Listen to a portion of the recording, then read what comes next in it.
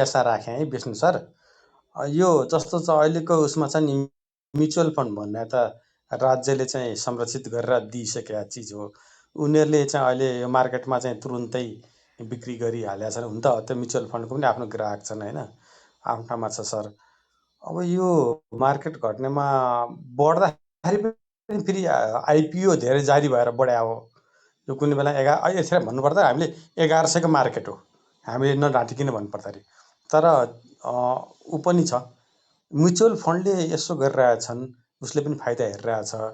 सरले चाहिँ कसरी एनालाइसिस गरेर के भन्नुहुन्छ विष्णु सर, एकदम जेन्युनली है सर? होइन, अब म्युचुअल फन्ड पनि त हामी सबै म्युचुअल फन्डका फन्ड म्यानेजरहरू को हुन् भनेर भन्दाखेरि हाम्रै पब्लिकबाट आएका सेम साइकोलोजी क्यारी गरेका मान्छे नै हुन् होइन। त्यस कारणले उनीहरूलाई पनि पर्फर्मेन्सको चाहिँ प्रेसर हुन्छ। अब पर्फर्मेन्सको प्रेसर हुँदाखेरि यसो गर्दाखेरि ठिक हुन्छ कि उसो गर्दाखेरि ठिक हुन्छ कि भनेर उनीहरूले पनि मार्केटमा ट्राई गरिराख्ने हो। एभ्री वान, तपाईँको चाहे तपाईँको 200 करोडको इन्भेस्टमेन्ट गर्ने होस् या 500 करोडको इन्भेस्टमेन्ट गर्ने होस्, चाहे 1 लाख रुपियाँको इन्भेस्टमेन्ट गर्ने होस्, हरेकलाई चाहिँ आफ्नो चाहिँ क्यापिटल रिस्क म्यानेज कसरी गर्ने अनि त्यसपछि कुन बेलामा एन्ट्री एक्जिट गर्ने भन्ने चिन्ता त हरेकलाई छ। हेर्नुहोस्, आजको बजार यस्तो होइन कि पहिलाको जस्तो तपाईँको 2004 देखि 8 को बजारमा 10 जना 20 जना मान्छे मिलेर यति फन्ड लगाएर हामीले बजारलाई जहाँ बनाए त्यहीँ पुर्याउन सक्छौँ भन्ने क्यापेसिटीको बजार होइन। मार्केट क्यापिटलाइजेसन हेर्नुहोस् न, तपाईँको फ्री फ्लोट मार्केट क्यापिटलाइजेसन मात्रै तपाईँको 14 अरबको छ, 14 खरबको छ। त भनेपछि त्यो कति ठुलो मार्केट क्यापिटलाइजेसन छ भन्ने कुरा त हामीले देखिसकेका छौँ। त भनेपछि कुनै पनि ग्रुप अफ पिपल या कुनै पनि इन्डिभिजुअलले मार्केटलाई एक्लै तानेर कुनै एउटा दुईटा स्क्रिप्टमा सक्ला, कम क्यापिटल भएको स्क्रिप्टमा, तर होल मार्केटलाई मैले म्यानुपुलेट गर्छु भनेर कसैले सोध्छ भने त्यो चाहिँ सम्भवै छैन। उनीहरू पनि के हो त भन्दाखेरि मार्केटको यही साइकोलोजीबाट चाहिँ उनीहरू प्रभावित भएको। त्यो चाहे फन्ड म्यानेजर होस्, चाहे त्यो इन्डिभिजुअल होस्, चाहे ठुलो संस्थागत लगानीकर्ता होस्, हरेक मान्छे मार्केटको साइकोलोजीबाट प्रभावित भएको। त उसले पनि त्यही अनुसार बिहेभ गर्ने हो जस्तो उसलाई फिल भइराखेको छ, जस्तो उसले साइकोलोजी डेभलप गरेको छ त्यही अनुसार फिल भइराखेको छ। फेरि म्युचुअल फन्ड्सहरूलाई हामीले उनीहरूले चाहिँ हामीले यो त भन्न पाउँदैनौँ नि त कि किन भन्दा हाम्रो नेपालमा मोस्ट अफ द म्युचुअल फन्डहरू क्लोज एन्डेड फन्ड छन्। हेर्नुहोस् है, म्युचुअल फन्डको दुई प्रकृति हुन्छ। ओपन एन्डेड फन्डमा म्युचुअल फन्ड म्यानेजरसँग पोर्टफोलियो सेलेक्सन गर्ने मात्रै पावर हुन्छ, कहिले किन्ने कहिले बेच्ने भन्ने कुरा सम्पूर्ण डिसिजन चाहिँ लगानीकर्ताको हुन्छ। फन्ड म्यानेजरले किन्ने बेच्ने डिसिजन लिन पाउँदैन। उसले मात्रै के भन्ने हो त भन्दाखेरि यो चाहिँ फन्डमा मेरो चाहिँ फलानो पोर्टफोलियो चाहिँ मैले राम्रो देखेको छु भनेर पोर्टफोलियो सेलेक्सनमा मात्रै उसको डिस्क्रिसनरी पावर हुन्छ। भने क्लोज एन्डेड फन्डमा त पर्फर्मेन्सको किन बेचको डिसिजन पनि म्युचुअल फन्ड म्यानेजरसँगै हुन्छ, पोर्टफोलियो सेलेक्सनको डिसिजन पनि उसैसँग हुन्छ र कहिले किन्ने कहिले बेच्ने भन्ने डिसिजन पनि उसैसँग हुन्छ। किन भन्दाखेरि क्लोज एन्डेड फन्डमा चाहिँ अल्टिमेटली इन्भेस्टर्सलाई त्यो फन्ड क्लोज हुँदा या एभ्री फाइनेन्सियल इयरमा केही न केही पर्फर्मेन्स दिने चाहिँ प्रेसर भइराखेको हुन्छ। त्यस कारणले अब नर्मल म्युचुअल फन्ड म्यानेजर पनि तपाईँको मार्केट सेन्टिमेन्ट मार्केट साइकोलोजीसँग प्रभावित हुन्छ नै। त्यो पनि कुनै अर्को ग्रहको प्राणी त होइन नि त, त्यो पनि त यही बजारकै पार्टिसिपेन्ट्स हो। त भनेपछि अब उसले जानी जानी त हेर्नुहोस्, म यो कुरामा म मान्दिनँ कि कुनै पनि फन्ड म्यानेजरले जानी जानी नोक्सान क्लाइन्टको पैसा नोक्सान होस् भनेर त्यो मोटिभेटेड भएर त्यसरी काम गर्छ भनेर यो कुरा त म मान्न तयारै छैन। किन भन्दा उनीहरूले पर्फर्मेन्स देखाउनु नै पर्छ, पर्फर्मेन्स देखायो भने मात्रै त्यो फन्डको नाम हुन्छ, त्यो फन्डलाई चाहिँ सबैले वाहवाही गर्छन्। अब पर्फर्मेन्स देखाएन भने यो फन्डले पर्फर्म गर्न सकेन भन्छ, फन्ड म्यानेजरकै तपाईँको पर्फर्मेन्स डाउन हुन्छ। भनेपछि मोटिभेटेड र इन्टेन्सनली कसैले चाहिँ तपाईँको गलत गरिराखेको छ भनेर हामीले ब्लेम गर्न मिल्दैन।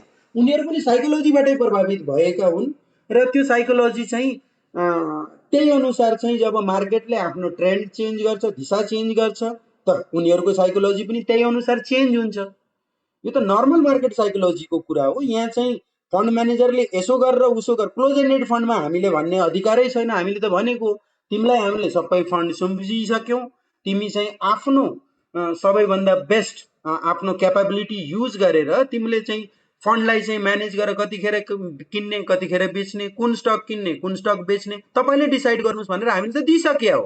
दिइसकेपछि अब उसले चाहिँ बेस्ट इन्ट्रेस्टमा काम गर्ने हो। कन्ज्युमरको बेस्ट इन्ट्रेस्टमा काम गर्दाखेरि कतिपय समय रङ पनि होला, कतिपय समयमा राइट पनि होला, मार्केटकै साइकोलोजीले उसलाई पनि प्रभावित गरेको होला, त्यो त नर्मल चिज हो। यसमा चाहिँ हामीले होइन फन्ड म्यानेजरले किनेन, म्युचुअल फन्डले बेच्यो भनेर गाली गर्नुपर्ने त कुनै आधार मैले देख्दिनँ त। हुन्छ Vishnu sir, thank you very much sir. म यसैमा थोरै कमल जोड सर एकछिन है, यतिखेर कमल सरले पहिला क्वेसन एकैछिन सोध्नु भएको थियो। कमल सर पहिला हजुरको क्वेसन गर्नु त अघि त्यो मैले एन्सर त्यही क्वेसन भएन जस्तो सोधिरहेको लाग्यो। छु सर। हेर्नु तपाईँहरूले सुन्नु भने के भयो? कमल सर हजुरको क्वेसनको एन्सर आएन जस्तो लाग्यो। कमल सर हजुर भन्नु न, पहिला क्वेसन सोध्नु न। कमल सर मुकुन्द सर कमल सरले अघि क्वेसन गर्नु भएको थियो कि राज सर, त्योभन्दा अगाडि होइन, सतीश मैले सरले नि सुरुदेखि गरिरहेको छु सर। तपाईँहरूले सुन्दै सुन्नुहुन्न कि के भयो भनेको? राख्नु विष्णु सरलाई एउटा राख्नु क्वेसन सोध्नु थियो सर। राख्नुहोस् न, राख्नुहोस्। मैले विष्णु सरलाई सोध्न चाहेको के हो भन्दा, विष्णु सरले 2500 को लेभलमा यो नै अन्तिम लो हो भनेर मैले आफ्नो सेयर किने है। मैले धेरै घाटा खाएँ, तर उहाँ पटक पटक आउनुहुन्छ, उहाँले आफ्नो लो के अरे सपोर्ट देखाइरहनुहुन्छ होइन। अब किन उहाँ पटक पटक नमिल्दा नि बोल्न उसमा आइरहनुहुन्छ त नि क्लब हाउसमा? त्यो सिधै यो तपाईको मेरो गल्ती हो। प्रश्न सर। त्यसमा के बोल्नुपर्ने आवश्यकता छैन, त्यो सिधै तपाईको गल्ती हो। अरूको कुरा सुनेर लगानी होइन, उहाँ 23,001 मान्छेले फलो गरेको विज्ञले पटक पटक सपोर्ट देखाउनु भएको होइन। नै सर, सरको किन देखाउने फ्रस्ट्रेसन भनेको? स्टप लस पनि त दिनुभएको छ नि त। पटक पटक किन देखाउने? हामी पनि फसेका छौँ, हामी पनि फसेका छौँ। अनि तर विष्णु सरको केही कुराहरू होइन, असाध्यै राम्रो मिल्दैन हुन्छ क्या। भने त्यत्रो रेस्पोन्सिबिलिटी छ नि त फलोअर अनुसार। किन पटक पटक त्यही एउटै खालको सपोर्ट देखाउन आइरहने भनेको के? मैले भनेको, मैले यसो एनालाइसिस गरेको कुरा पनि धेरै मिलेको छैन कि अब म स्टक मार्केटमा नछिर्न त म निस्किन। पटक पटक हामी जस्तो सोझो मान्छेहरू त के अरे भ्रमित भइरह्यो नि त। अब यही हो कि भन्ने भइरहेन भनेको। त्यो कुरा एकदम व्यर्थ हो। सर त्यो आफ्नै गल्ती हो सर, त्यो आफ्नै गल्ती हो। हामीले सुधार्नु पर्यो त्यो आफ्नो गल्तीलाई। होइन, पटक पटक मिल्दैन भने किन बोल्ने भनेको के मिडियामा आएर? यो ल पो यो सर मिडिया होइन। भयो छोडिदिनु सब यो। सर यस्तो के विष्णु सर हामी अघि क्लब हाउसमा हेलो सर, हामी क्लब हाउसमा यसरी सबै जम्मा हुन्छौँ नि, यो के को लागि जम्मा हुन्छौँ? सबको हातमा टिएमएस छ, सही हो। सबै आफूले प्रत्येक गर्दै मान्छे गरेको एउटा छ, हुँदैन सही सर। हो कोही मान्छेहरूलाई होइन? प्रत्येक मान्छेहरूले हेर्ने नजर छुट्टै हुन्छ। विष्णु सरलाई हेर्ने हाम्रो नजर छुट्टै छ, किनभने उहाँ एउटा अलिकति सेलिब्रेटी जस्तो हुनुभएको छ क्लब हाउसमा। त्यो ढङ्गले सर हामीले छुट्टै नजरले हेर्छौँ नि त। होइन सर, यस्तो कुरा मैले जोड्न लागेको कुरा त्यही हो क्या सर।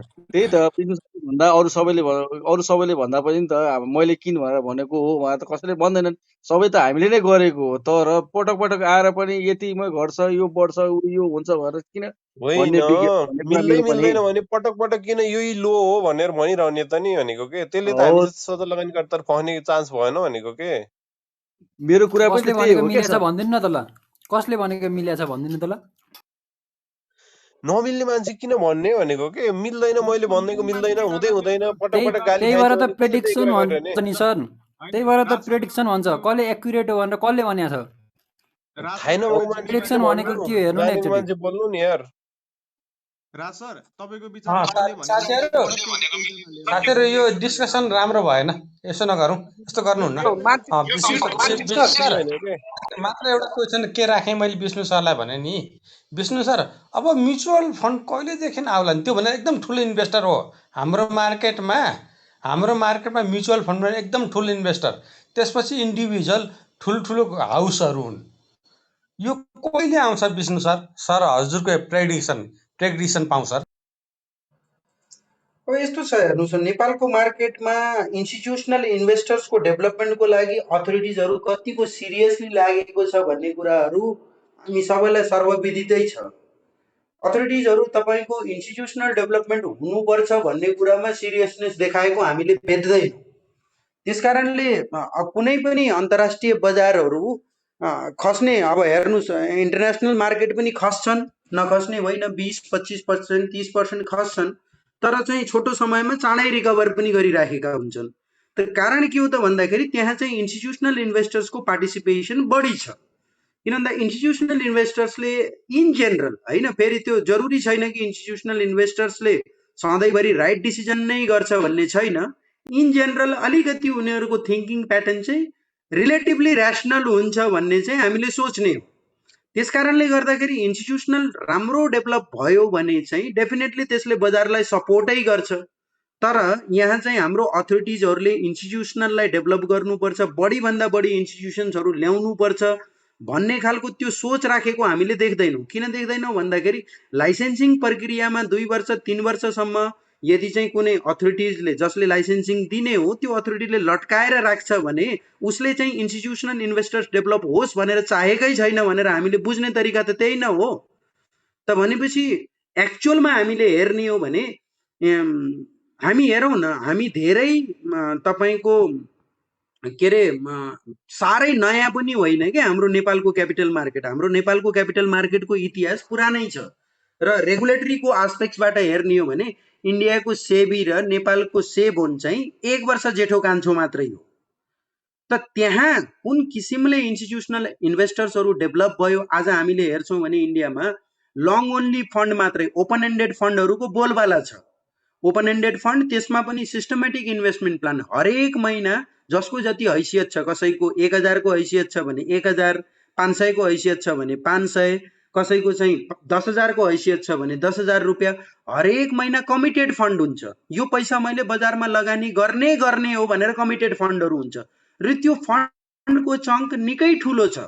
त्यसले गर्दाखेरि के हुन्छ भन्दाखेरि इन्डियामा त अब नेपालको मार्केटमा त फरेन पोर्टफोलियो इन्भेस्टर्सहरू छैन। इन्डियन मार्केटमा फरेन पोर्टफोलियो इन्भेस्टर्सले ठुलो क्वान्टिटीमा सेयर बेच्दाखेरि पनि त्यो डोमेस्टिक इन्स्टिट्युसन्सहरूले मजाले त्यो सेयर्सहरू अब्जर्भ गरिदिएको हुन्छ, उठाइदिएको हुन्छ। किन भन्दाखेरि हरेक महिना सर्टेन एमाउन्ट चाहिँ कमिटेड फन्ड हो, त्यो भनेको बाई गर्ने नै फन्ड हो। जहिले पनि त्यो फन्डहरू कलेक्ट भइराखेको हुन्छ। हरेक मान्छेले चाहिँ आफ्नो सेभिङ्सबाट मेरो यति पैसा चाहिँ हरेक महिना लगानी गरिदेऊ है भनेर म्युचुअल फन्डलाई छुट्याएको हुन्छ। त त्यसले गर्दाखेरि मार्केट स्टेबलाइजेसन हुने हो।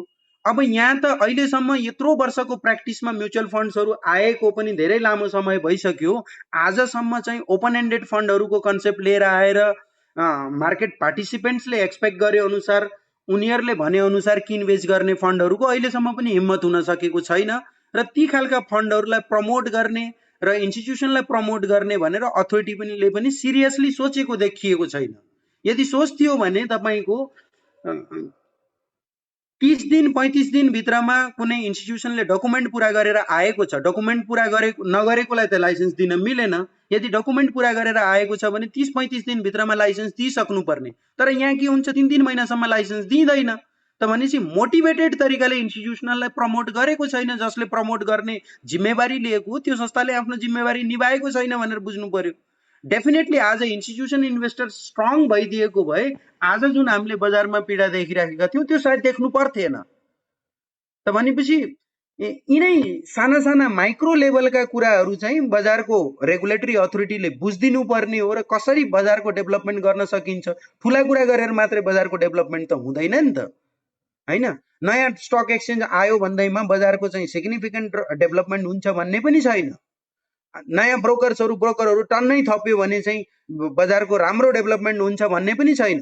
बजारको त माइक्रो लेभलहरू कहाँबाट चाहिँ कसरी चाहिँ सानो सानो चिजहरूलाई इन्भेस्टरलाई झन् इज बनाइदिने, फन्डको फ्लोहरू कसरी आउने, लगानीकर्ताको विश्वास कसरी फर्किने र कसरी चाहिँ संस्थागत लगानीकर्तालाई प्रमोट गरेर बजारलाई स्टेबल बनाउन सकिन्छ भन्ने कुरामा बढी ध्यान गयो भने न बजारले चाहिँ सस्टेनेबल रिटर्न दिन्छ। हेर्नुहोस्, बजार मास्तिर जान्छ, खस्छ, तर फेरि रिकभर गर्छ, हैन। अब त्यो नभएपछि के हुन्छ त भन्दाखेरि अर्को चिज के हो भनेर धेरै जसो साथीहरूले भन्नु होला, नेपालको मार्केट बाई ओन्ली मार्केट छ। तपाईँको यहाँ कुनै बियरै छैन, सेलरै छैन यो बजारमा, हैन।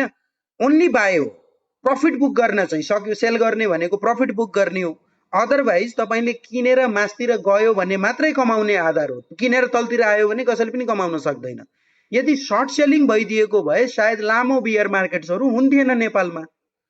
किन भन्दा सर्ट सेलिङमा के हुन्छ, सर्ट सेलरले पनि कुनै न कुनै एउटा पर्टिकुलर पोइन्ट आउँछ जहाँ गएर उसले किन्छ।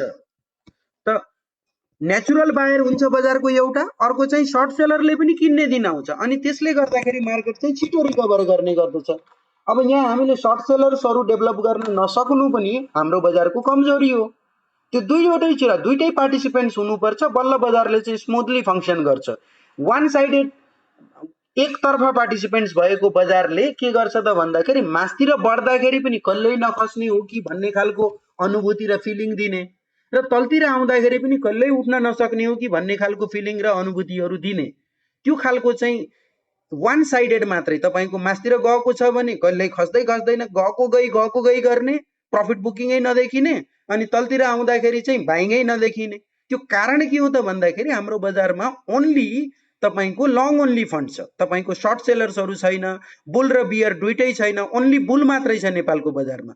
त्यस कारणले बुल र बियर दुइटै डेभलप गर्नु जरुरी छ। त्यो गर्यो भने चाहिँ बजार चाहिँ बल्ल सस्टेनेबल तरिकाले मासतिर जान सक्छ। अदरवाइज चाहिँ यस्तै खालको भोलाटिलिटी रहने, मासतिर जाँदाखेरि एकदमै रिलेन्टलेस तरिकाले जाने, तलतिर आउँदाखेरि पनि भोलि चाहिँ सिद्धिसक्यो कि भोलि अन्त्य नै छैन कि यो बजारको चाहिँ गरेर पेनिक बनाउने। कारण चाहिँ के हो त भन्दाखेरि बुल र बियर नभएको कारणले गर्दाखेरि, ओन्ली बुल मात्रै भएको कारणले, बियरको एब्सेन्सले गर्दाखेरि त्यस्तो भएको। अब मेरो पालो है। म विष्णु सरलाई मेरो क्वेसन चाहिँ के छ भनेदेखि, विष्णु सरको मैले 2021 मार्चमा एउटा फोरकास्ट हेरेको थिएँ। उहाँले यो कोरोना टाइम हुनुपर्छ 2021 मार्चतिर चाहिँ अब बजार 3 महिनासम्म डाउन ट्रेन्ड भनेर फोरकास्ट गर्नुभएको थियो। त्यो 3 महिनासम्म यस्तो ऱ्यापिडली बुल आयो कि मान्छेले कहिल्यै नकमाएको पैसा त्यही समयमा कमाए लगानी गर्नेहरूले। र त्यो बेलामा पनि त उहाँको कुरा सुनेर त्यो हिसाबले लगानी रणनीति गर्नेहरू त धेरै पछाडि परे। र अहिले ठ्याक्क यसपालि अब 2022को मार्चमा चाहिँ उहाँले अब अघिल्लो वर्षको फोरकास्ट मिलेन भनेर हो कि के हो होइन, अब चाहिँ फेरि अब थर्ड वेभ सुरु हुन्छ, मार्केट चाहिँ ऱ्यापिडली माथि जान्छ भन्ने खालको फोरकास्ट गर्नुभयो। यो त एकदमै गलत फोरकास्ट भएन र भने। पोहोरको पनि ठ्याक्कै मिलेन। मार्चमा 3 महिनासम्म बजार बियर ट्रेन्ड भन्नु करेक्सन भन्नुभएको थियो, 3 महिनासम्म ऱ्यापिडली बुल आयो।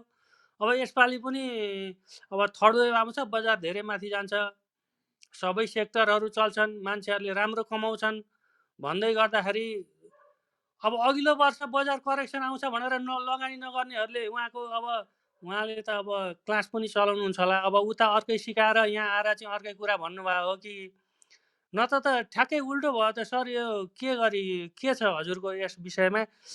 ठ्याक्कै उल्टो भयो, पोहोरको पनि ठ्याक्कै उल्टो भयो, यसपालि मार्चको पनि ठ्याक्कै उल्टो भयो क्या। मैले यो दुईटा चाहिँ पोहोरको र अहिलेको हेरिरहेको थिएँ मैले। लक्ष्मीजी तपाईँले साह्रै सब्जेक्टिभ पाटोहरू समातेको जस्तो मलाई लाग्यो। मैले मार्चमा सर्टेन पिरियडको लागि हेर्नुहोस्, बजार भनेको सर्टेन पिरियडको लागि डाउन हुन्छ, त्यति बेला चाहिँ 2-3 महिना कमसेकम 3 महिना चाहिँ बजार चल्दैन भनेर मार्चमा होइन, मैले फेब्रुअरीमा भनेको जब 2670 को हाई लागेको थियो र त्यसपछि तलबाट कन्सोलिडेट गरेर फेरि फर्किसकेपछि मैले अप ट्रेन्डै भनेर भनेको छु। त्यो बेलामा पनि तपाईँले चाहिँ एउटा पर्टिकुलर पोइन्ट अफ टाइममा भनेको कुराहरूलाई त्यसैलाई चाहिँ 1 वर्षसम्म त्यही कुरा भ्यालिडेट हो भनेर भन्नुहुन्छ भने त्यो होइन। बजार चाहिँ डाइनामिक छ र एट द सेम टाइम तपाईँको कोरोनाको बेलामा जुन पेनिक भएको थियो, जब बजार चाहिँ तपाईँको लगभग 1150 आएर फर्किन सुरु गरेको थियो, त्यति बेला नै मैले यो बजार चाहिँ लङ टर्म बुल फोरकास्टमा चाहिँ मैले त्यति बेला मैले भनेको थिएँ। इच एन्ड एभ्री टाइम मेरो लगभग 2670 जाँदासम्म चाहिँ पिन पोइन्ट एकुरेसीहरू थियो। तर चाहिँ त्यो पिन पोइन्ट एकुरेसी हो भन्दैमा मैले चाहिँ फेरि म बजारको चाहिँ निकै ठुलो ज्ञाता हो भनेर मैले कहिल्यै पनि क्लेम गर्दिनँ। मैले त्यति बेला पनि इट्स अ प्रोबेबिलिटी यो चाहिँ हो भनेर भनेको थिएँ। त्यो बेलामा मेरो प्रोबेबिलिटी पिन पोइन्ट एकुरेसीको साथ मिलेको थियो, तपाईँको 1150 देखि लिएर 2670 सम्म। भनेपछि कुनै एउटा पिरियड आउँछ जुन पिरियडमा चाहिँ एनालिस्टहरू फेल खान्छन्। हेर्नुहोस्, तर यसको मतलब यो थोडी न हो कि मैले चाहिँ बजारलाई चाहिँ अब म चाहिँ यो कहिल्यै पनि हुनै सक्दैन, मैले एनालाइसिसै गर्न छोडिदिउँ, बजारबाट हार खाएर म चाहिँ एक्जिट गरौँ भन्ने त होइन नि त। एउटा चिज तपाईँको नभइसकेपछि वाट इज नेक्स्ट भनेर सर्च गर्ने त्यो त हरेक एनालिस्टको ड्युटी हो। त्यही ड्युटी चाहिँ मैले फलो गरिराखेको छु। फेरि हरेक पटक चाहिँ मैले 3200बाट तल आउँदै गर्दाखेरि जतिखेर पनि जुनसुकै पोइन्टमा पनि बजार मासतिर जान्छ भनेर मैले कहिल्यै पनि भनेको छैन।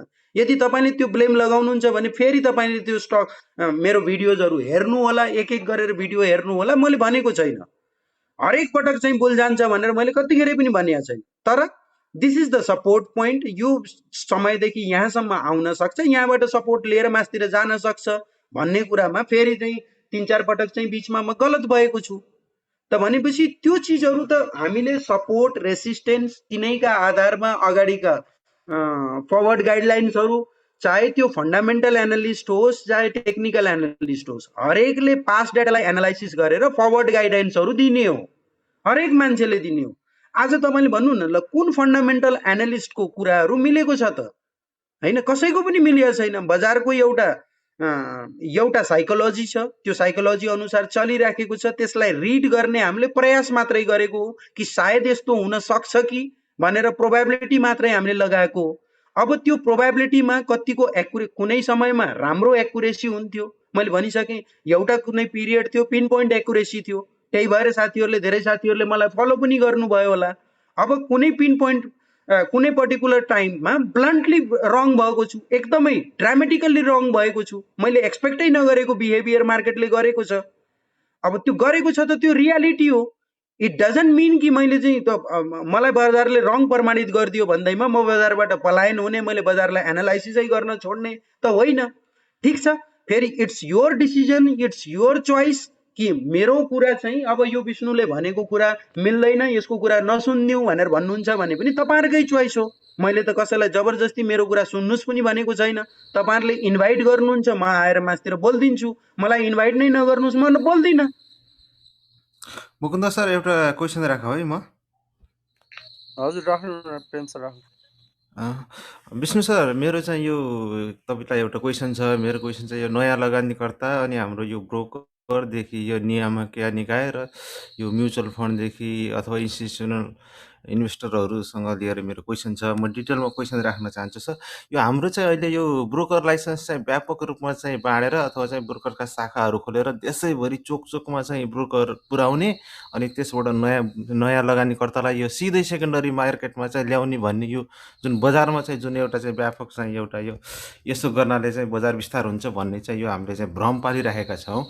यसले त बजारको लागि झन् खतरा हुन्छ। कुन विदेशमा चाहिँ कहीँ पनि चाहिँ यो नयाँ लगानीकर्तालाई सिधै सेकेन्डरी मार्केटमा आउनको लागि प्रोत्साहन गरिँदैन। उनीहरूलाई चाहिँ म्युचुअल फन्ड मार्फत अथवा चाहिँ फन्ड म्यानेजर मार्फत चाहिँ उनीहरूलाई बजारमा ल्याउनको लागि प्रोत्साहन गरिन्छ। विदेशतिरको चाहिँ हेर्दाखेरि चाहिँ हाम्रोमा चाहिँ अब यो सेकेन्डरी मार्केटमा चाहिँ ब्रोकरलाई चाहिँ व्यापक रूपमा विस्तार गरौँ, नयाँ लगानीकर्तालाई सिधै सेकेन्डरी मार्केटमा ल्याऊँ भन्ने चाहिँ यो कन्सेप्ट पालेको देखिन्छ। यो त झन् एकदम खतराको रूपमा चाहिँ भोलि चाहिँ यसले झन् बजारलाई झन् खतरा अथवा चाहिँ नयाँ लगानीकर्ता लागि पनि र चाहिँ बजारको लागि पनि यो घातक हुनसक्छ। यसको सट्टामा बरु विदेशतिर चाहिँ के गरेको देखिन्छ भने म्युचुअल फन्डहरूलाई चाहिँ लङ टर्ममा चाहिँ उनीहरूलाई ट्याक्समा चाहिँ बेनिफिट दिएर अथवा चाहिँ सिप प्लान अन्तर्गत उनीहरूको पुरै ट्याक्स नै चाहिँ छुट गरिदिया हुन्छ। त्यस मार्फतबाट चाहिँ नयाँ लगानीकर्तालाई बजार प्रवेश गर्नको लागि चाहिँ हाम्रो निकायहरूले प्रोत्साहन गर्नुपर्ने हो कि या त ब्रोकर मार्फत चाहिँ ब्रोकरलाई विस्तार गरेर सिधै सेकेन्डरी मार्केटमा ल्याउनु पर्ने हो? यसमा चाहिँ तपाईँको धारणा के छ?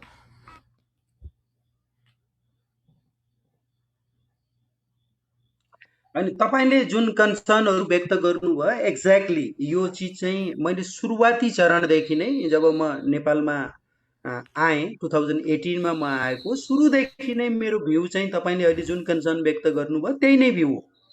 क्यापिटल मार्केट सबैको लागि होइन र सबैलाई ल्याउनु पर्छ भनेर अथोरिटिजहरू लाग्नु नै हुँदैन। डाइरेक्ट होइन, क्यापिटल मार्केटमा इन्भेस्टमेन्ट गर्नुहोस्, सानो सानो बचतहरूलाई परिचालन गर्नुहोस् भनेर प्रमोट त गरिन्छ, तर डाइरेक्ट तपाईँ सेकेन्डरी मार्केटमा होमिनुहोस् भनेर भनिँदैन। के भनिन्छ भन्दाखेरि, किन भन्दा कतिपय नयाँ लगानीकर्ता साना लगानीकर्ताहरूले बजारको त्यो चाहिँ रिस्क एसेसमेन्ट गर्नै सक्दैन बिचरा। होइन, उनीहरूले चाहिँ बजार बुल भएको छ भने ल यो बजारले त मजाले कमाउन दिँदो रहेछ भन्ने भन्छ, अनि बजार बियर आयो भने सर्वस्व हरण पनि भइराखेको हुन्छ। त भनेपछि सबै मान्छेलाई क्यापिटल मार्केटमा लिएर आउने हो भनेर यदि कसैले सोध्छ भने त्यो प्रिन्सिपलै गलत छ। त्यसरी होइन। इभन तपाईँले अहिले हामीले हेऱ्यौँ भने नेपालको मार्केट मार्केटको टोटल पपुलेसन्सको हिसाबले पर्सेन्टेज टर्ममा हेर्ने हो भने हामी युएस र अमेरिका भन्दा पनि बढी छ यहाँ तपाईँको सेकेन्डरी मार्केटमा प्रत्यक्ष संलग्न हुने मान्छेहरू। त्यो त्यसरी चाहिँ हुँदैन। हेर्नुहोस् अमेरिकामा छ, अमेरिकामा हेर्ने हो भने almost 90% people is expose to the capital market. तर कसरी भनेर भन्नुहुन्छ भने संस्थागत लगानीकर्ताको थ्रु, पेन्सन फन्डको थ्रु हुन्छ, तपाईँको प्रोभिडेन्ट फन्डको थ्रु हुन्छ, विभिन्न खालका फन्डहरू म्युचुअल फन्ड्सहरूको थ्रु हुन्छ, संस्थागत लगानीकर्ताको थ्रु हुन्छ। किन भन्दा त्यहाँ संस्थागत लगानीकर्तालाई प्रोत्साहन दिएको छ, प्रमोट गरिएको छ र जसले क्यापिटल मार्केटको रिस्कलाई बुझेको छैन उनीहरू तपाईँ चाहिँ डाइरेक्ट संलग्न नहुनुहोस् है, बरु तपाईँले बुझ्नु भएको छैन भने अलिकति जानेको मान्छेलाई चाहिँ फन्ड म्यानेज गर्न दिनुहोस् भनेर त्यसरी प्रमोट गरिन्छ। क्यापिटल मार्केट प्रमोट त गर्छ तर संस्थागत लगानीकर्ताको थ्रु प्रमोट गर्छ। हाम्रो यहाँ भ्यू के भइदियो भन्दाखेरि अब यो सेयर भनेको त अधिकारको कुरा हो भन्ने कुराहरू गर्यो। सेयर किन्ने भनेको अधिकार हुँदै होइन, सेयरमा रिस्क इन्भल्भ छ भनेर हाम्रो चाहिँ रेगुलेटर्सहरूले सबैले बुझाउनु पर्ने ठाउँमा उल्टा चाहिँ सेयर भनेको तिम्रो अधिकारको कुरा हो भन्दै हामी हिँड्छौँ र आम लगानीकर्ता जनमानसमा पनि के छ भन्दाखेरि यो त मेरो हकको कुरा हो भनेर भन्छ। सेयर किन्नु या बेच्नु चाहिँ हकको कुरा होइन। यो यसलाई हकको रूपमा लियौँ भने यसले डेन्जरस फिनोमिना तयार गर्छ। हरेक मान्छेलाई बजारमा छिराउने भनेर डाइरेक्ट प्रत्यक्ष रूपमा छिराउने होइन। जसले रिस्क बुझेको छैन ऊ सेकेन्डरी मार्केटमा डाइरेक्ट पार्टिसिपेट नगर्दा नै उपयुक्त हुन्छ। तर क्यापिटल मार्केटमा पार्टिसिपेट नगर्नुस् भनेर भनेको होइन। लङ टर्म लगानीकर्ताहरूलाई जसलाई पनि फाइदा भएको छ, कसैलाई चाहिँ घाटा गरेको छैन। हेर्नुहोस् क्यापिटल मार्केटको लामो हिस्ट्री हेर्नुहोस्, 20 वर्षको इतिहास हेर्नुहोस्। 20 वर्ष पहिला कसैले लगानी गरेको छ भने ऊ म घाटा खाएर हिँडेको छु भनेर कसैले पनि भनिएको छैन। तर लङ टर्ममा चाहिँ यसले बेनिफिट नै दिने हो, त्यसमा कुनै डाउट नै छैन हैन।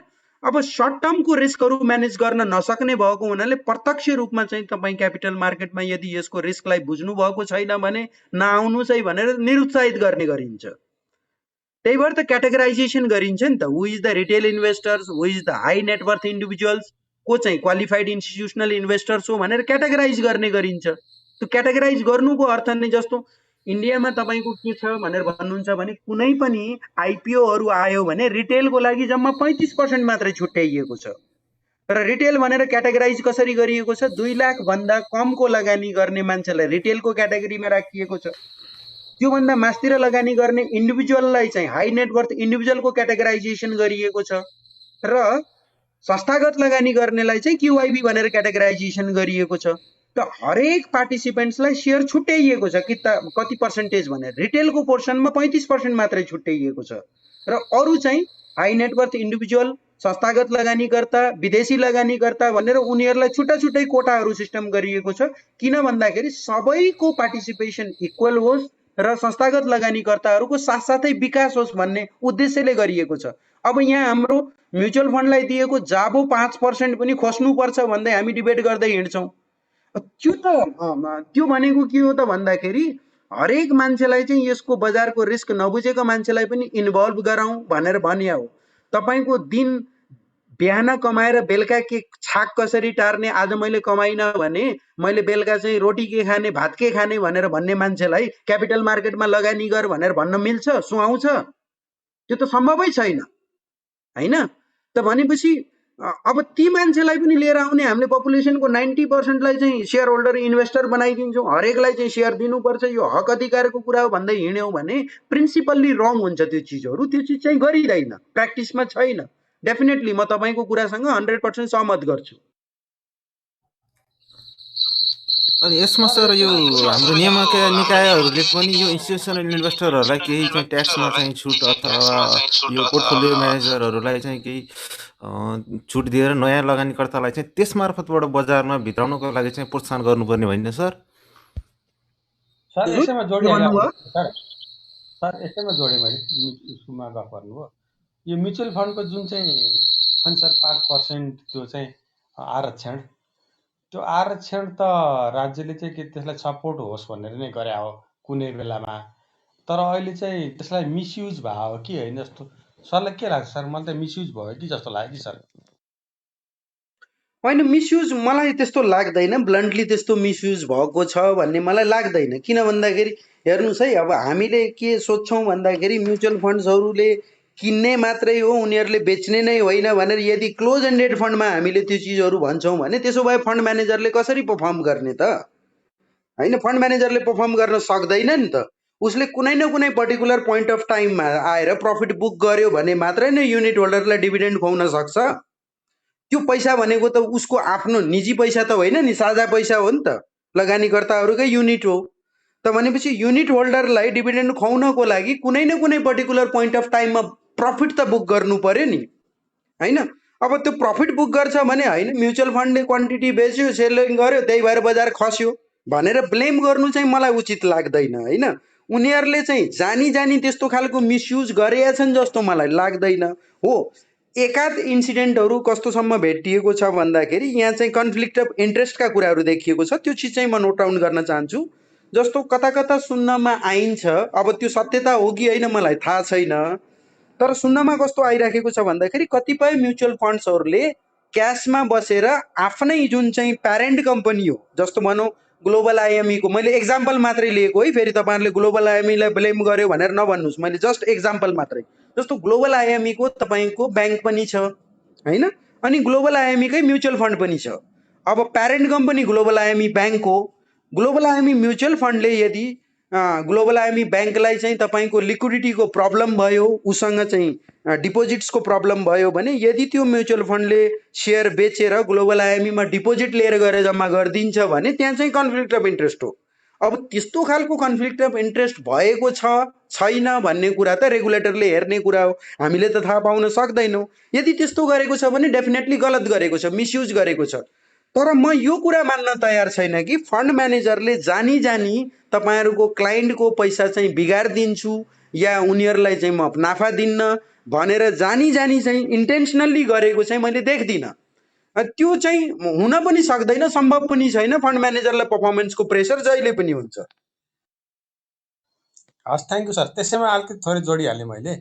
अब जस्तो कुनै कुनै स्क्रिप्टको चाहिँ 10,000 किता परेको छ म्युचुअल फन्डलाई, त्यो ऊ नबेच्ने, कुनै स्क्रिप्टको चाहिँ उसलाई चाहिँ 10 लाख किता परेको छ, होइन?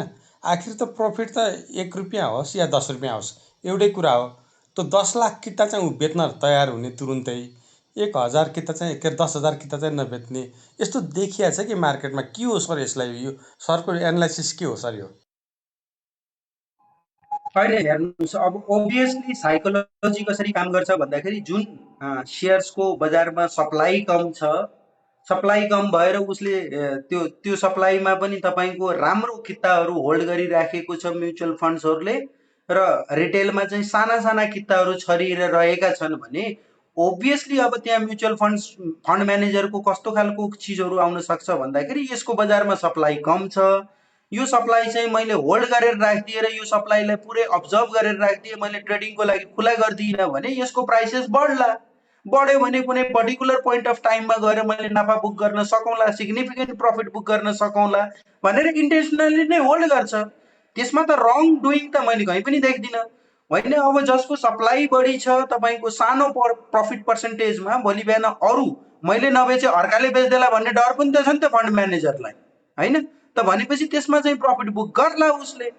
त्यो त हाम्रो जस्तो हाम्रो इन्डिभिजुअल साइकोलोजीले जसरी काम गरेको छ त्यही साइकोलोजीले फन्ड म्यानेजरको साइकोलोजीले पनि त्यसै गरी काम गर्ने हो। उसले पनि त्यही थट प्याटर्नले सोच्ने हो। मैले अघि नै भनिसकेँ नि, म्युचुअल फन्ड म्यानेजर कुनै मङ्गल ग्रहबाट आएको प्राणी त होइन, उसको पनि थट प्याटर्न हाम्रो जस्तो खालको थट हो। अलिकति डिफ्रेन्टली सोच्छ, किन भन्दा डिफ्रेन्टली एबल्ड छ या अलिकति पढे लेखेको छ या तपाईँको बजारलाई अलिकति डिफ्रेन्ट पर्सपेक्टिभले सोध्छ भनेर हामीले एक्सपेक्ट गर्नु चाहिँ उचित हो।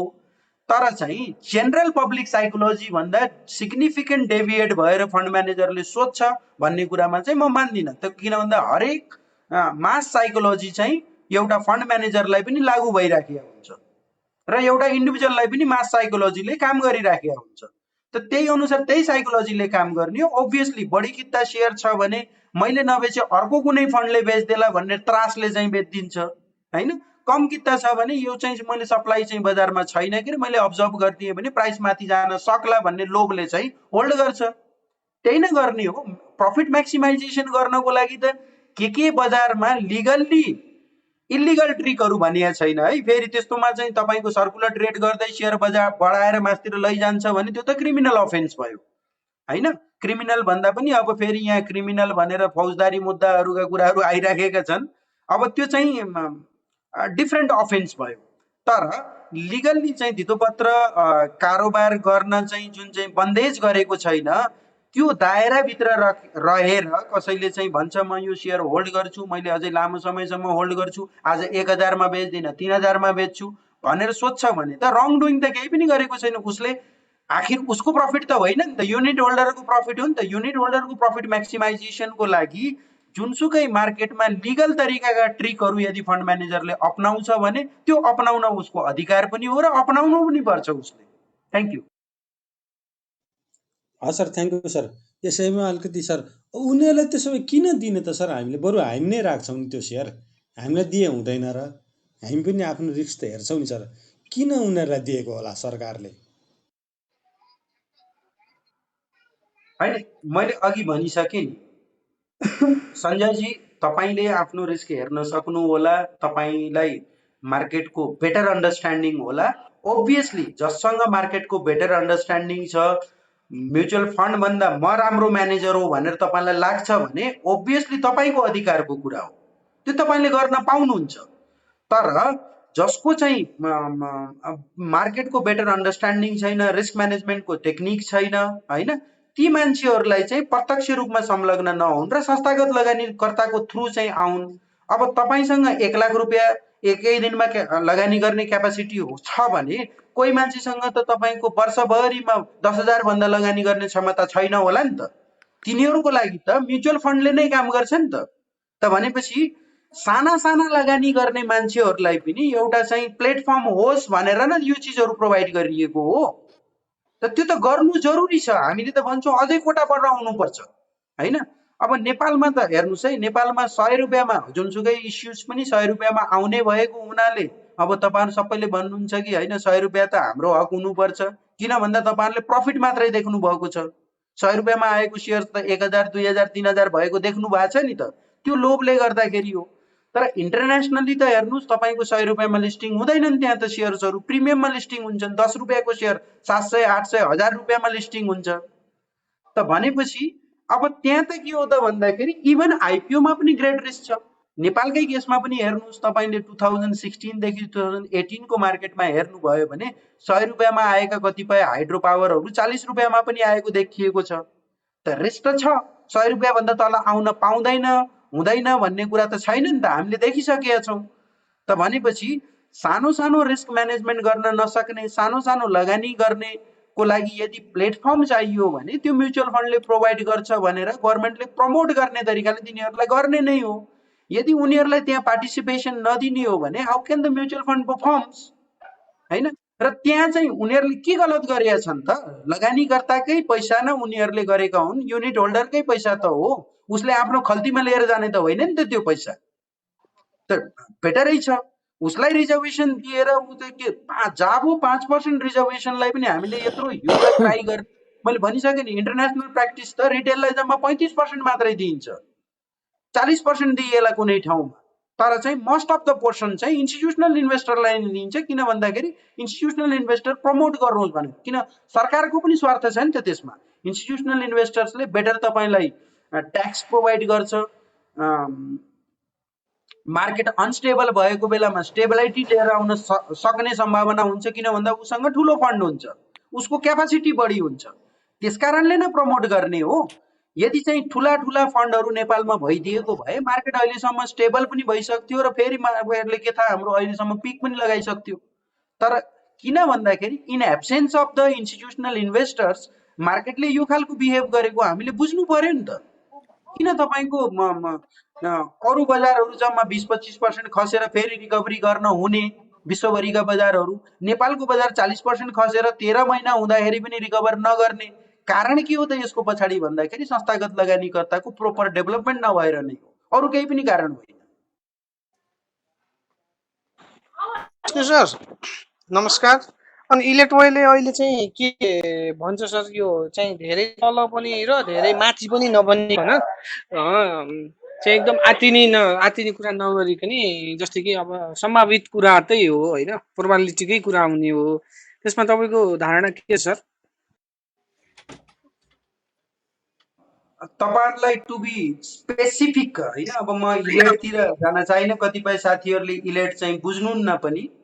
टु बी स्पेसिफिक भन्दाखेरि टेक्निकल्ली नै भन्दाखेरि अहिलेको लागि देखिएको सपोर्ट अब जस्तो भोलिको लागि सपोर्ट कुन हो भनेर भन्नुभयो भने टेक्निकल्ली भन्दाखेरि आजको लो नै सपोर्ट हो त्यो भने अलिकति चाहिँ जुन चाहिँ सिरिज अफ लोअर हाई बनाएको थियो त्यो सिरिजलाई हामीले हेर्ने हो भने डाउ थ्योरी अनुसार हेर्ने हो भने 1908 को चाहिँ एउटा लेभल अफ सिग्निफिकेन्ट सपोर्ट हो। त्यो सपोर्टलाई प्रोटेक्ट गर्न सक्षम हुन्छ बजार भने र सिग्निफिकेन्टली मास्तिर जान्छ, राम्रो बाउन्स लिएर जान्छ भने ओभियसली हामीले अर्को रिसेन्टली बनाएको हाईलाई ब्रेक गर्छ भनेर एक्सपेक्ट गर्ने हो।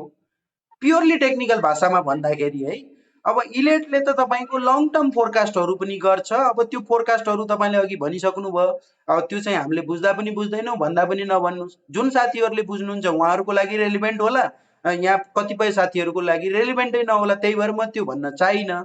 अब इमिडिएटली टेक्निकल प्यारामिटरबाट हामीले सपोर्ट खोज्ने हो भने अब भोलिको लागि के सपोर्ट हो भन्दाखेरि आजको लो हो। अलिकति लामो टाइम फ्रेमको लागि हेर्ने हो भने जुन डाउ थ्योरी अनुसार सिरिज अफ हायर लो बनाएको थियो 1908 मा थियो, त्यो 1908 चाहिँ एउटा सिग्निफिकेन्ट सपोर्ट लेभल हो। अब सपोर्ट भत्किएपछि के हुन्छ भन्ने कुरा टेक्निकल एनालाइसिसको स्टुडेन्टले बेटर जान्नुहुन्छ। त्यो सपोर्ट भत्कियो भने अब अर्को काम के हो, त ड्युटी के हो, त अर्को सपोर्ट खोज्ने हो।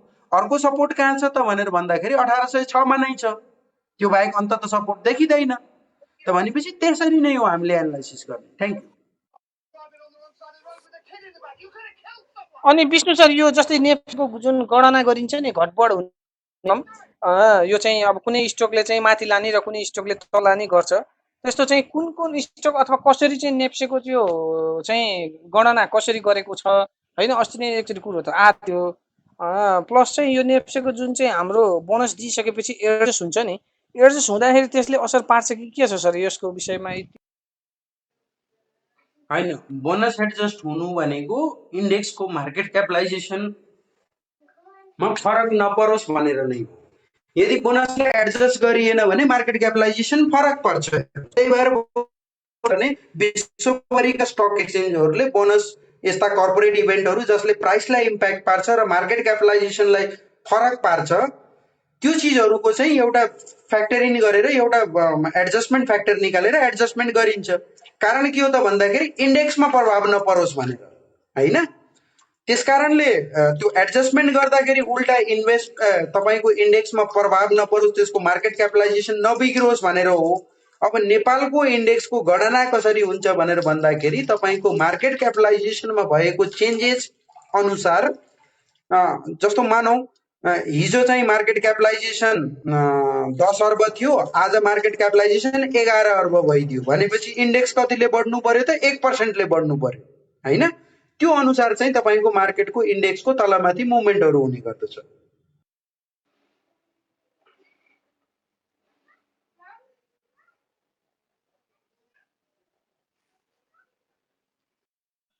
Thank you sir.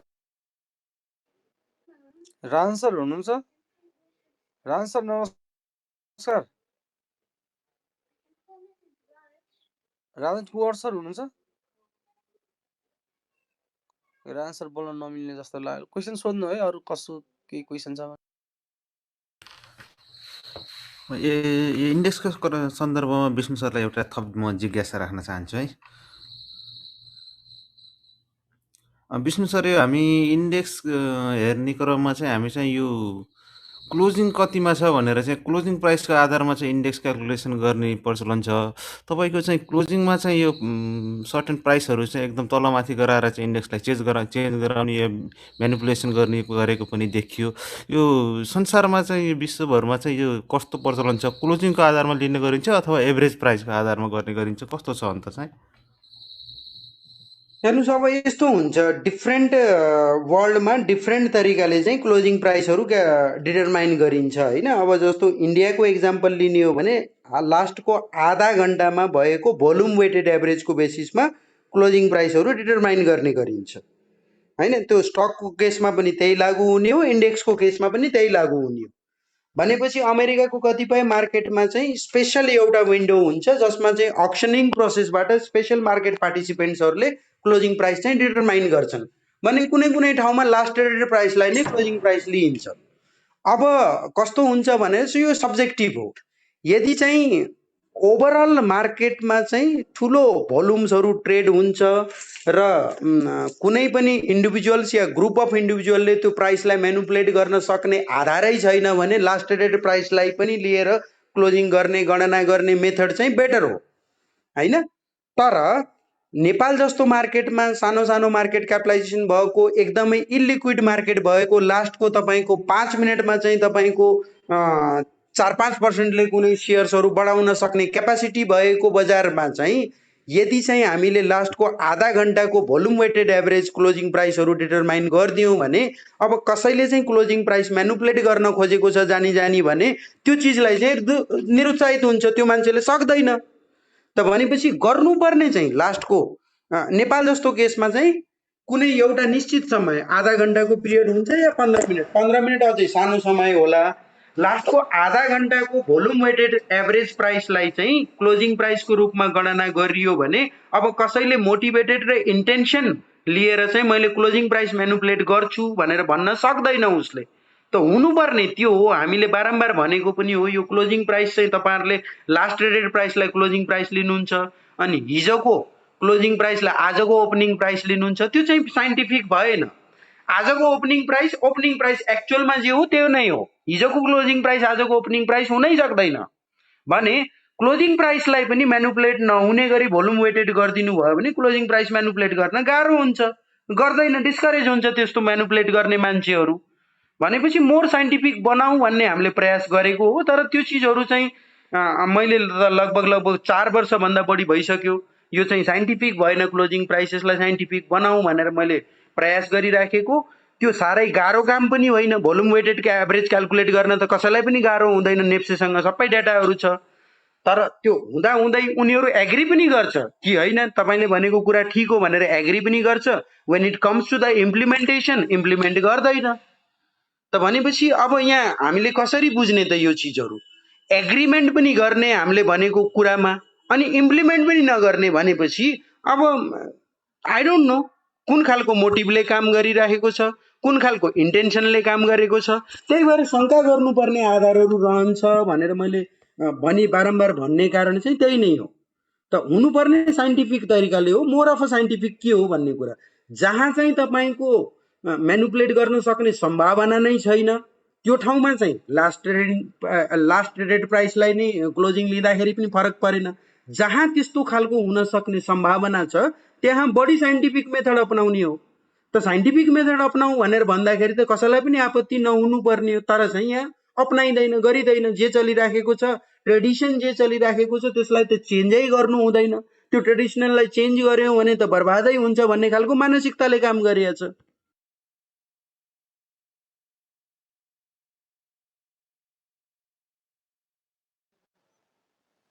Vishnu sir, अघि सुरुमा हजुरले फर्स्ट इन्ट्री गर्दाखेरि एउटा कुरा भन्नुभएको थियो सर, यो मार्केटलाई चाहिँ हमला गर्ने पोलिसीहरू बारम्बार आउँछ भन्नुभयो सर। अहिले कुन त्यस्तो न्युज अथवा कुनै पोलिसी कस्तो कुन चाहिँ देख्नुभयो सर विष्णु सर? के भन्नुभयो फेरि प्रश्न पारिदिनुस् त सर। अघि सुरुमा हजुरले इन्ट्री गर्दाखेरि यो मार्केटलाई चाहिँ अलिकति एट्याक गर्ने खालको पोलिसीहरू बारम्बार आइराखेको हुन्छ। अहिले चाहिँ हाल ब्याड न्युज अथवा ब्याड पोलिसी के आएको छ सर विष्णु सर? होइन, ब्याड या गुड भन्दा पनि पोलिसी मिक्सअप चाहिँ बेटर भएन भन्न खोजेको हुनु। प्रिन्सिपल्ली रङ र राइटको कुराहरू आउँछ कि प्रिन्सिपल्ली रङ र राइटको कुरामा के हो भनेर भन्नुहुन्छ भने जस्तो ब्रोकिङ लाइसेन्स वितरण गर्ने, open entry open exit system ल्याउने भनेर भनेको छ, द्याट इज वेलकम। मैले त्यो ब्रोकिङ लाइसेन्स ओपन गर्नुपर्छ भन्ने कुरामा मेरो कहीँ पनि विमति छैन। यो त ओपन एन्ट्री खुला बजार हो, खुला बजारमा सबै पार्टिसिपेन्ट्स खुला तरिकाले आउनुपर्छ भन्ने चाहिँ सधैँभरि। किन भन्दा बजार भनेको यो क्यापिटल मार्केट भनेको नै के हो त भन्दाखेरि ओपन, फेयर र फ्री कम्पिटिसन हो। त ओपन फेयर र फ्री कम्पिटिसन त सधैँभरि हुनुपर्छ। यहाँ चाहिँ कार्टेलिङ हुनु हुँदैन, यहाँ चाहिँ कम्पिटिसनलाई चाहिँ रेस्ट्रिक्ट गर्नु हुँदैन, यहाँ चाहिँ लाइसेन्स राज हुनु हुँदैन भन्ने कुराको त सधैँभरि फेभर हो। तर पोलिसी आउँदाखेरि कसरी आइदिन्छ भनेर भन्ने हो भने अब तपाईँको 60 करोडको पुँजी हुनेले मात्रै काम गर्न सक्ने आधारहरू बनाइयो, त्योभन्दा कम पुँजी हुने मान्छेले कामै गर्न नसक्ने बनाइयो। त भनेपछि अब आजको डेटमा 60 करोड पुँजी, त्यो पनि अब मलाई एक्ज्याक्टली थाहा छैन, मलाई कता कता सुन्नमा आएको है, आई निड टु भेरिफाई, म यही नै हो भनेर म भन्दिनँ। यदि त्यस्तो हो भने कति घातक छ भनेर भन्नुहुन्छ भने 60 करोडको पुँजी पनि पुर्याउनु छ र प्राकृतिक व्यक्ति भनिएको छ। अब प्राकृतिक व्यक्तिले चाहिँ कतिजना मान्छेहरूले 60 करोडको पुँजी बनाएर कतिवटा ब्रोकर कम्पनी आउन सक्ला त भनेर हामीले हेर्ने हो भने हामी आफै अन्दाजा गरौँ, मार्केटको ट्रुथ सेन्समा एनालाइसिस गरौँ न त। कति मान्छेहरू क्यापेबल छन् त प्राकृतिक व्यक्ति मिलेर 60 करोडको पुँजी पुर्याउन सक्ने भनेर हामीले हेर्ने हो भने त्यो चाहिँ नम्बर चाहिँ अटोमेटिकल्ली अहिले भएको जुन 50वटा ब्रोकर भन्दा पनि नम्बर अझै कम हुन सक्ने सम्भावना छ। किन भन्दाखेरि करेन्ट ब्रोकरहरू पनि तपाईँको त्यो साइज पुर्याउनको लागि कन्सोलिडेट गर्नुपर्छ र नयाँ संस्थाहरू पनि आउनको लागि गाह्रो छ। त भनेपछि त्यस्ता खालका पोलिसी एउटा हेर्नुहोस्, एक पक्षबाट हेर्दाखेरि त ओहो कति राम्रो गर्यो, ओपन एन्ट्री एक्जिट ल्याइदियो, हामीले खोजेकै यही हो भन्ने छ। तर ट्रिक कहाँ भयो त भन्दाखेरि तपाईँको घुमाउरो परिकाले बजारलाई फेरि नियन्त्रण गर्ने, कार्टेलिङ गर्ने र तपाईँको लिमिटेड नम्बर अफ प्लेयर्स मात्रै राख्न खोजिने प्रयास चाहिँ देखियो। त भनेपछि त्यो पोलिसी मिक्स चाहिँ जुन तरिकाले आउनुपर्ने हो, जुन हामीले डिमान्ड गरेको हो र जसरी चाहिँ मार्केट एक्सपान्सन होस् भन्ने चिजले हामीले भनेका थियौँ, त्यसको ट्रु सेन्सलाई चाहिँ उसले बिगारिदियो। अर्को चाहिँ हामीले के भनेका थियौँ, कमसेकम नेप्सेलाई तपाईँको प्राइभेटाइज गर्नुहोस्। नेप्सेलाई प्राइभेटाइज गरेको भए एभ्री वान इज बेनिफिटेड। किन भन्दा सरकारले पनि लगभग 600-700 करोड रुपियाँ सङ्कलन गर्न सक्थ्यो। सरकारलाई अहिले रेभेन्यू डेफिसिट भइराखेको छ, आफ्नो चाहिँ योजनाहरूलाई चाहिँ कसरी अगाडि बढाउने, इभन तलबको खर्चहरू पनि पुर्याउनलाई हम्मे भइराखेको छ। त 600 करोड 700 करोड यदि बजारबाट उसले उठाउन पाउँथ्यो, आफ्नो इन्भेस्टमेन्ट चाहिँ प्राइभेट सेक्टरलाई दिन्थ्यो भने त तपाईँको निकै राम्रो हुन्थ्यो। तर भएको के छ भन्दाखेरि नेप्सेलाई प्राइभेटाइज गर्नु त छैन। अब नयाँ प्राइभेट एक्सचेन्ज ल्याउने भनेर भन्यो हो, हामीले के भन्यो, नेप्सेलाई प्राइभेटाइज गर्दैन, सरकारले मान्दैन भने प्राइभेट एक्सचेन्ज आओस्, त्यो वेलकम हो। तर विश्वभरि अन्तर्राष्ट्रिय मान्यता अनुसार के छ भन्दाखेरि एक्सचेन्जलाई डिम्युचुलाइज गर्ने चलन छ। डिम्युचुलाइज भनेको साना संस्थागत लगानीकर्ताहरूलाई थोरै सेयर दिने, कसैलाई 1%, कसैलाई 2%, कसैलाई 0.5% गरेर म्याक्सिमम बजारको पार्टिसिपेन्ट्सहरूलाई पार्टिसिपेट गराउने। अनि त्यो भयो भने के हुन्छ त भन्दाखेरि कुनै पनि एउटा इन्डिभिजुअल या कर्पोरेट हाउसको होल्ड हुँदैन, त्यसमा होल मार्केट पार्टिसिपेन्ट्सको चाहिँ त्यसमा होल्ड हुन्छ। र त्यो भइदियो भने के हुन्छ भन्दाखेरि स्टक एक्सचेन्जले ट्रु सेन्समा राम्रो तरिकाले फङ्सनिङ गर्न सक्छ। इभन बिएससी इन्डिया तपाईँको सबैभन्दा एसियाको ओल्डेस्ट स्टक एक्सचेन्ज थियो। बिएससीले पनि 2012मा गएर बाध्यतावश डिम्युचुलाइज गर्नु पर्यो, किनकि 1993 मा एनएससी आइसकेपछि एनएससीको सुरुको स्ट्रक्चरै डिम्युचुलाइज थियो। त्यहाँ चाहिँ 5% भन्दा बढी सेयर कसैलाई पनि अफर गरिएको थिएन हैन, र सानो किताहरू एकदमै 1% भन्दा तलका त कयौं लगानीकर्ताहरू छन्। र त्यसरी चाहिँ एक्सचेन्ज लिएर आइसकेपछि आजको डेटमा हामी हेर्छौँ भने एनएससी डेरिभेटिभ मार्केटमा, डेरिभेटिभ टर्नओभरमा लगातार 3 वर्षसम्म वर्ल्डको नम्बर 1 एक्सचेन्ज हो।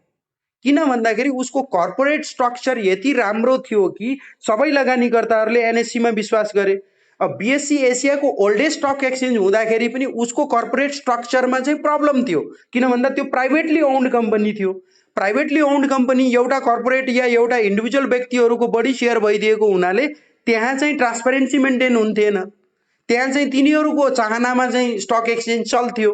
त्यसले गर्दाखेरि बिएससी आज एनएससीको कम्पेरिजनमा धेरै पछाडि छ।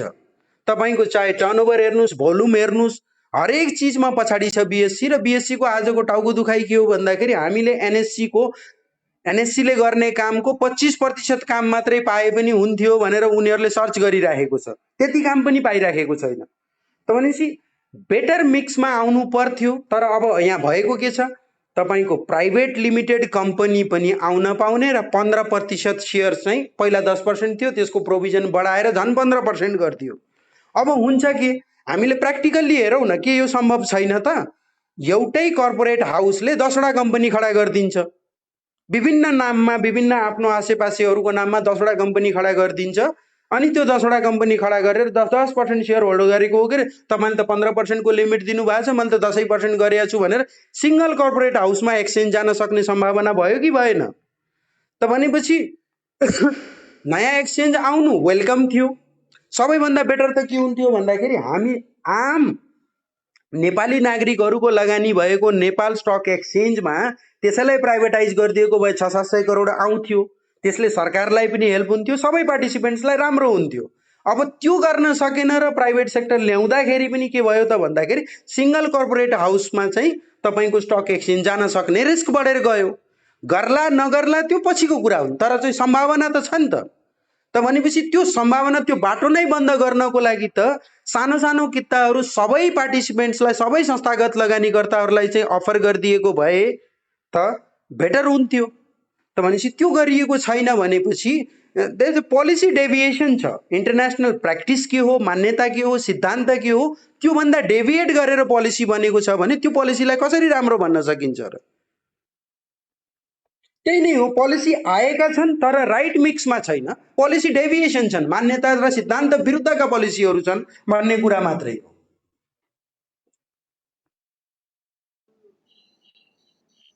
Thank you Vishnu sir.